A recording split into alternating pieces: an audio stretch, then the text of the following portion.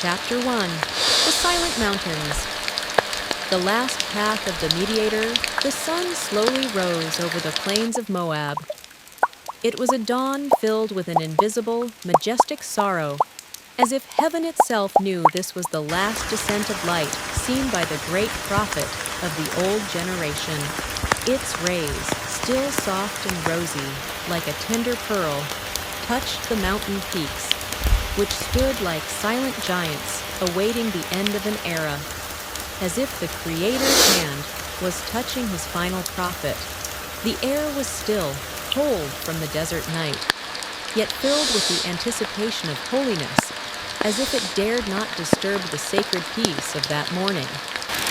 Every grain of sand, every stone around, breathed history.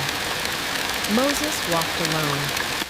Solitude was his constant companion, the solitude of communion with God that set him apart from the people. His steps were slow, measured, as if he was counting every last meter of his journey, but certain. This was not the ascent of a frail old man, but the final, conscious path to a meeting. The wind played in his long gray beard, which now looked not merely gray, but silver, as if consecrated by years of service, and the staff that had witnessed so many miracles, from transforming into a snake to striking water from a rock, tapped softly against the stone. This tapping was his farewell song. He was going where the Lord called him, to the peak of Nebo, to the mountain of atonement and vision, to gaze upon the land God had promised. His final destination was a visual confirmation of God's faithfulness. His eyes, which had survived 4 decades of wandering, old yet clear, retained the light of the burning bush, still saw far. They pierced the mist, seeing not only the relief, but also the destiny awaiting the people. But in the depths of these eyes, there was no longer the anger, which once shattered the tablets of the covenant. No anxiety, only a deep, unyielding peace, like the rock of Sinai, and a tender paternal yearning for the people, for these stubborn but dear children, whom he had led through the wilderness for 40 years. He loved them more than himself. This is the end, he thought, and it was not a sad sigh, but a deep philosophical conclusion. But this is not the end of the story. The story belongs to God. This is merely the limit of my breath. My service is complete, and I return my gift to the Creator. He felt a lightness, the heavy burden of mediation that lay upon his shoulders, finally lifted. He recalled standing once by the Red Sea, feeling the panic of the people and the wrath of the Egyptians. He remembered the fire on Sinai, when his face shone, and he had to cover it so as not to frighten the people. All these images were now not memories, but the steps of his great mission. He was the only person who endured this mission to the end, never ultimately breaking, always returning to dialogue with eternity. His final journey to Nebo was a sacred bridge connecting his earthly work with his eternal reward. Chapter 2. The memory of sand, the pain of acceptance, and the whisper of the covenant. Every stone beneath Moses' feet seemed familiar to him. Each one could tell its own story of despair, of hope, of punishment, and of forgiveness. Etched into this sand were 40 years of roads, long, exhausting, but sanctified by the presence of God, thousands of prayers, tears, and hopes. This was the living museum of his faith. He saw before him scenes of the past that appeared like shadows, the sea parting, the immense walls of water that were both salvation and a fearsome judgment, the people crying out in fear, and his own cry to God, the camp trembling in the lightning of the Sinai night, and the golden calf that became the symbol of their momentary betrayal. He carried within him the memory of all Israel's sins, but also of God's boundless mercy that covered them. They survived, Moses whispered, the weariness gone from his voice, only joy remaining. They endured. This is a miracle, Lord, a miracle of your love, not of their strength. Not I, you, Lord, gave them strength. I was merely a rod in your hand. And in that silence, which was thicker than any sound, he heard a voice, quiet, yet powerful, like the depth of being itself, like a current piercing the rock. Moses, my servant, I have waited for you here. You have faithfully walked the path I led you on. Your faithfulness was perfect in my eyes. But into the land I give the people, you shall not enter. Your place is with me, not in this temporary promise. You shall only see it with your eyes. This is enough for your heart. Moses bowed his head, an act of worship, not defeat, and a smile appeared on his face.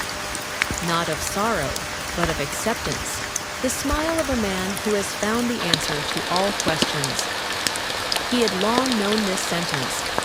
It was not a surprise, but a destiny long accepted. But now, as he stood before the promise, breathing the wind of freedom, feeling the scent of its grasses, this reality stung like a wound in the heart.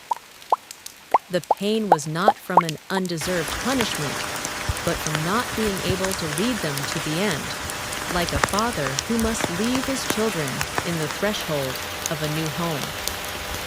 Yet even this pain was accepted. He understood that his departure was part of the plan. The people must learn to walk without the Father, relying only on God.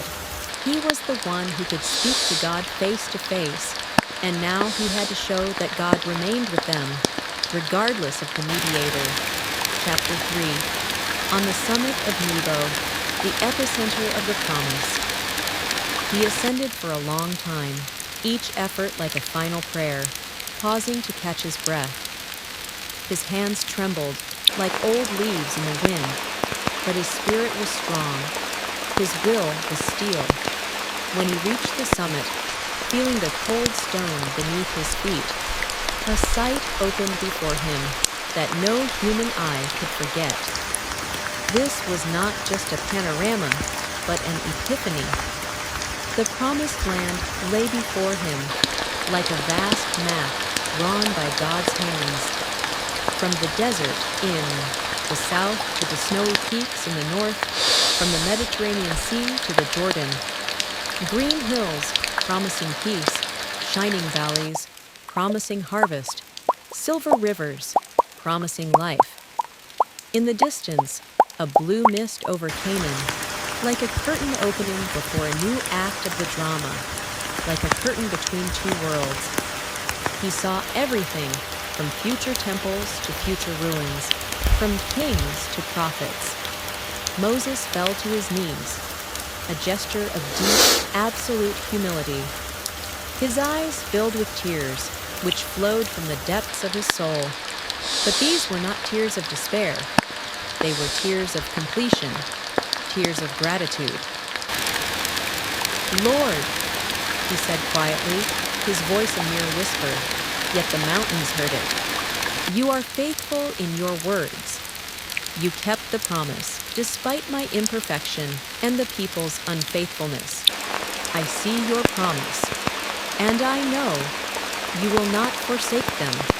They need you more than they need me. You were with us in the fire that purified us, in the clouds that showed the way, in the darkness that frightened us, in the silence that taught us. Be with them now when I am gone." The great plea of the mediator, not for himself, but for them. Then the wind ceased. Heaven held its breath. Everything around stood still. Even the shadows froze in place. And in that dead silence, a voice was heard, not outwardly, but within him, in his soul, a voice that filled him with light, that dissolved fear. "Well done, my servant. Your glory is in me. You were faithful in little and in much. Your path is complete, and it was worthy. Come, rest. The word rest was the sweetest gift after such a long, exhausting journey. Moses felt all his weariness, accumulated over 120 years, simply vanish. Chapter 4, the prayer that becomes light. The witness's last breath, Moses stood up one last time, a gesture of willpower equal to the strength of his faith. His gaze swept over the land, as if leaving upon it a final, invisible trace of blessing, which was to become his people's home. He saw the fields that would one day yield bread, and knew that this bread would be consecrated by his memory. Saw the children yet unborn, their faces full of future, heard their laughter in the distant future. He saw history to the very end, and this was his true reward. Lord, he whispered, the last bit of earthly air escaping his voice, I thank you for the breath you gave me, for the journey you led me on, for the pain that purified me, and for the glory you allowed me to witness. Let me see your face once more, not the consuming brightness, but the purity that liberates. Then a shadow of light fell upon him, not the sun, another radiance, soft as a breath, pure as water from the rock. It was the Shekinah coming for his servant. His face shone, burning with an unearthly farewell glow, as it once did on Sinai, when he saw God face to face. This was his final, complete, direct communion with eternity. And then he lay down calmly on the ground, as if falling, asleep in a mother's embrace, placing his hands on his chest, a gesture of completion, of peace. There was no struggle, no pain. It was a departure not from death, but towards life. His eyes were open, and reflected in their very pupils was the land he would no longer touch. He took its image with him as a final gift. His last gaze was a blessing. Chapter 5, the God who hides the prophet. The mystery of Nebo that evening. No one saw the wind rise over Nebo. It was not an ordinary wind, but a wind that carried a secret, a wind that swept away all tracks. No one knew where Moses was buried. His grave became as much a mystery as his birth, his name, his meetings with God. This was the Creator's final service to his servant, not to allow people to create a cult around his bones, so that the people would rely not on the prophet, but on God. Only the Lord himself hid his servant, alone, from beginning to end. It was an intimate, grand farewell. Only heaven was a witness to how the soul of the old prophet ascended, like a bird breaking free from the cage of time into the light. His body merged with the earth, his soul with eternity. Below, in the camp of Israel, the people were silent. They felt the void left by his departure, a void in their hearts, as after the loss of a father. His death was not a cry, but a pause between two eras, a pause that demanded deep reflection, a moment of silence before a great war. His place was taken by Joshua, young, strong, but now frightened and burdened by the immense weight of responsibility. But Moses' spirit remained with them, in the commandments written by his hand, in the fire of faith, burning in the hearts of the elders, in the memory of every heart that still sought God. Moses became part of their collective consciousness, their internal voice. Chapter 6, the wind that speaks, the epilogue of hope. When the first evening without Moses passed over the land, an evening filled not only with mourning, but with unrest, the wind spoke again. It was the same wind that played on Nebo. It rushed between the tents, carrying a message, touched the children's faces like a final blessing, stirred the old flags of the wilderness, flags that now had to be replaced by the battle standards of Canaan, and everyone who heard its breath felt something strange in their heart, as if the prophet himself was still near, as if his shadow was guiding them further. "Do not fear the road," it seemed to whisper, its voice like the rustling of leaves in sand. "For every desert has its edge, and every faithfulness has its reward. The freedom you have received, and the love you must carry." And somewhere far away, above the clouds, Moses stood again, no longer on Nebo, but before the face of the one who gave him everything. His face no longer needed a veil. His eyes no longer saw the earth. They saw eternity, pure and unchanging. And it was good. The Lord's servant had found his home. Epilogue, the foundation of the Spirit. Thus ended the life of Moses, the man who spoke with God face to face. His biography became the greatest of all miracles. He did not enter the promised land with his body, but in spirit. He was its foundation, its morality, its law. His words, his faith, his staff, everything remained alive. They became not relics, but a source of strength. And when today someone stands before a choice, before mountains that seem impassable, feeling the burden of responsibility, the wind still whispers, "Go, for the promise is near, and near the promise is God Himself."